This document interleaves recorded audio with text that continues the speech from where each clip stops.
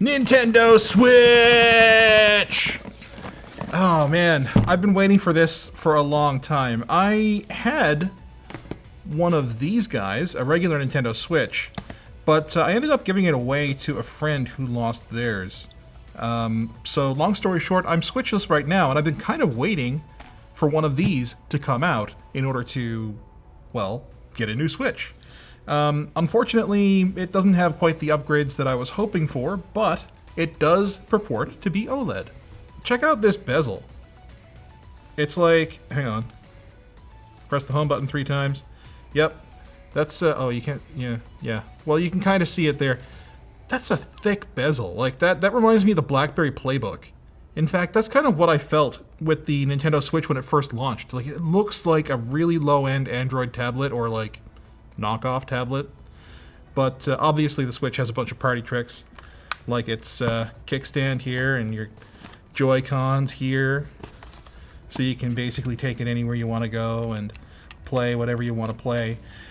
I mean, personally, aside from Nintendo's first-party titles, there's not a whole lot that I would play on Switch versus any other console or platform for that matter, like PC. But it being portable is a huge bonus. And we have the Switch Lite here as well. That's something that I've kind of, sort of wanted to look into getting because they're a little bit cheaper.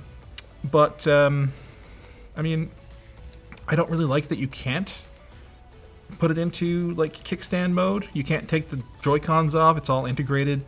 Well, let's get into the box and see if there's anything immediately obvious that makes this more of a cohesive experience. Oh, these are not white. Well, they are, but they are rather special. Oh man, I love that aesthetic. This is my favorite dbrand skin, like, hands down. The only reason I didn't for my phone here is because I just wanted something that would immediately identify it as mine, because there are other people in the office with such cases. Yeah, and even on the back here, they have the where the battery goes. Nice. So I take it this is sponsored by dbrand. We'll get into that later. I'm not entirely sure what's involved with that. But okay, here's the Joy-Cons. Here's the Nintendo Switch OLED. Oh, I'm disappointed. There's nothing on the back of the Switch. I guess the robots have failed us. We'll get into the Switch itself in a moment. I was going to say that I was really happy about all the cardboard, but everything's individually wrapped. Okay, oh, that's interesting. The back of the Nintendo Switch dock is significantly changed. Now we have this little cutout here, which I'm pretty sure didn't exist in the previous model. Open this up. It's not on a straight hinge, it just comes off. And we've got AC adapter, HDMI out, and LAN, built-in LAN. That is an excellent addition. Before, you had to go out and buy a USB network adapter and just kind of hope that it was compatible with the Switch. It wasn't a great experience, and Wi-Fi isn't a great experience for online play. All right, so to compare, this is the new one. And okay, so there was a little cutout here, but it was very angular and not nearly as wide as the new one. And again, this just kind of hinges. And yeah, so we've got AC adapter, a USB port, and HDMI out. Ooh, that is a nice looking screen, even when it's black. Check this out. It's like, is that a little? Yeah, it's a little blacker because you can see the where the LCD is versus the bezels on the standard Switch, but it's much tougher to see that on the Switch OLED.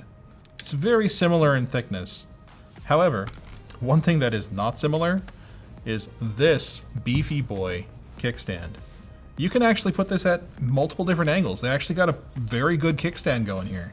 This is like next level. I like it. It's thin, but it does feel like it's like got purpose, you know? Whereas this kickstand, it's plastic and is it? Yeah, it is definitely plastic. And every time I like open this kickstand, I feel like something is going to break. What I can do with this new stand is angle it such that not only can you see, oh, hi. Not only can you see, but I can see too. That is something that you just cannot do with this old kickstand. Like, yeah, it's right there. Yeah. That's the best you get. I'm honestly surprised that we put up with the old design, but it was such a novel concept, the Switch console itself, that I guess we just didn't care. I want to see what the screen looks like. Do you want to see what the screen looks like? Oh yeah. Yeah, let's see what the screen looks like after I talk to you about our sponsor, Dbrand. Dbrand has something special for us. It appears that Dbrand has a glass screen protector for the brand new Switch OLED, and they have requested that not only I install this, but that I test it. I'm gonna be so happy if I break this. Let's see if I can align this. Oh, this doesn't look good at all. Am I doing this right? Probably not. Note that your tempered glass comes with 2 pieces, just in case you f*** it up on your first try. Alright, it's not perfect. It's got some stuff under it. Oh, I don't like this.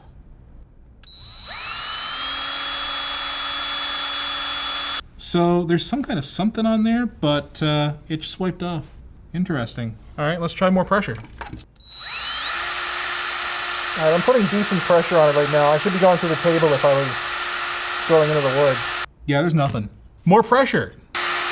Honestly, with the pressure I was putting on it, I was more worried that I would start to put more pressure on the OLED than the OLED could take. Yeah. But not only did it not go through, don't worry too much about the bubbles, but there's no scratches. Dbrand glass works. Get yours is linked below. We should talk about what the screen is covered with. So the screen is actually made of glass this time around. And there's this nice, I'm not sure if the bezel itself is glass too, but it kind of wraps around. It's more gentle curve than the Switch, or at least that's what it feels like to my fingers. Maybe it's just that it's smoother. But there is a screen protector on this, which you do not want to take off. It's there so that when the screen breaks, if the screen breaks, it doesn't just go everywhere. It is not shatter resistant glass, so that's there to catch it. You don't want to take that off. If you drop your Switch and you don't have that on it, that glass is gonna go everywhere. So keep it on there. Just enjoy it. You know, it doesn't feel like actually there's anything on there. So they did a pretty good job with that. Switch, that's bright.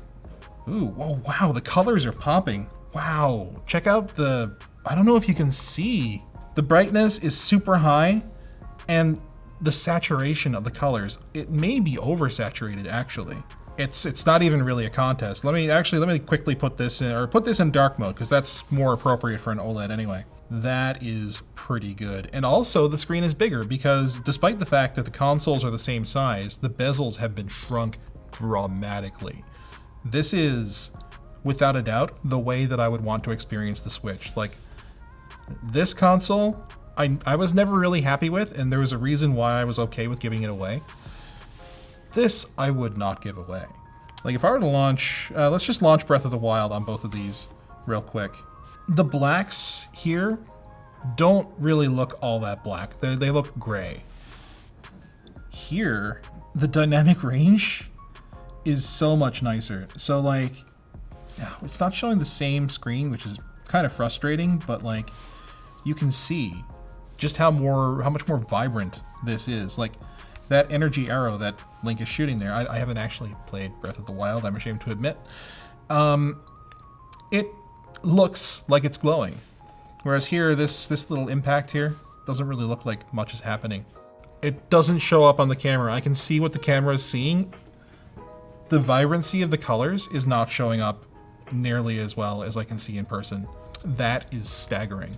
But yeah, even just the Switch Online logo, you can see it, it's red. The Metroid Dread logo, it's red. This looks muted by comparison. All the colors, well, it looks kind of like the difference between vibrant and sRGB for a monitor or TV, which might strike you as not necessarily what you want. And you can see so much more of the screen. It's a 720p screen, yes, so you're gonna see pixels, but honestly, not really. This screen, it looks fine. This screen, yeah. Small, medium, large. Except not actually larger, just the screen is larger. So this is 0.881 pounds, which is 14.1 ounces, or 400 grams exactly. 424 grams. So yeah, it's not that much heavier. Now, it is disappointing that Nintendo didn't upgrade the SoC or, you know, give us DLSS when we're docked or anything like that. But at this point, that's the kind of thing that'll happen with a new console, I think. This is actually a game that I would buy a Switch for. Okay, that sounds pretty good. The stereo imaging is pretty good. Not a whole lot of bass to it. I don't have a whole lot of reference for how the original Switch sounded. Cling to certain walls and ceilings with a spider magnet. It is richer. It's also a little bit louder, I think. Hey, Linus is here. You want to take a look at these? Yeah, you want to take a look? Yeah, I want to see it. I'm a mostly handheld guy. Can I just throw these on? I just wanna experience it here. I actually bought one already. I pre-ordered. I know. I say don't pre-order and then I pre-order, but literally the only real complaint that I had about the Switch, because I don't care about the performance. If I want a performance, I'd game on a PC. Literally the only thing I cared about. They fixed it. Man, the bigger size is freaking awesome. Yeah, it's amazing. The bezels on the old one look like a BlackBerry Playbook. This is amazing. Okay, all right. I am still okay with my pre-order. Hey, I love that the best game for this console is still the one it launched with. Goodbye, air gap. An air gap is a big deal. You might feel like, oh, Linus, you're just like fussing about a little stupid thing that doesn't matter, but it does multiple things. One is it makes it so that your off-axis viewing experience is not nearly as good, which, okay, sure, yeah, fine. Most of the time it doesn't matter, but when you're, say, sitting on a plane playing Mario Party or something like that, it actually matters quite a lot. And the other thing is that it reduces clarity.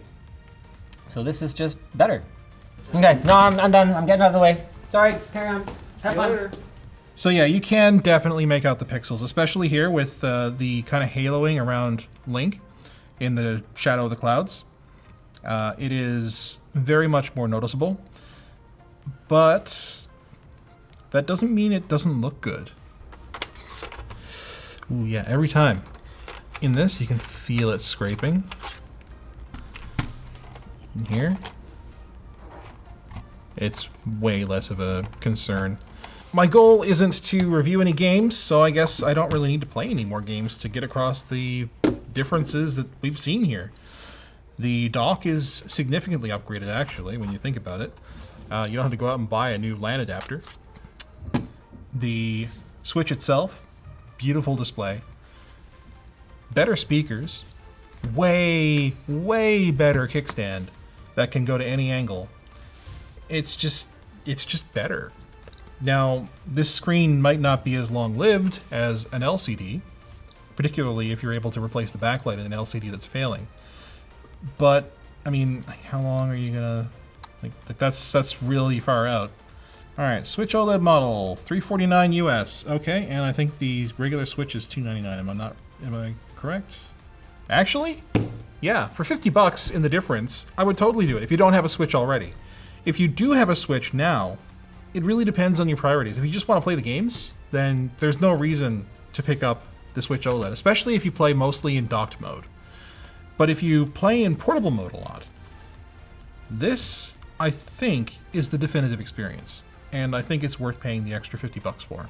So yeah, if you want to see more unboxings and first impressions like this one, get subscribed, because there's plenty more where this came from. Oh, yeah, that's tempered glass.